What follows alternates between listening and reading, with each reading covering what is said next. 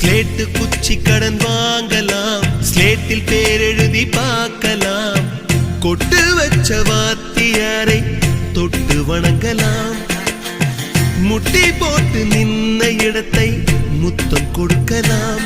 பள்ளிக்கூடத்தில் சொன்ன பாடத்தில் இந்த உலகத்தை நாம் அறிந்தோம். அன்னை மடியென நம்மை தாங்கிய இந்த பள்ளியை ஏன் மறந்தோம்?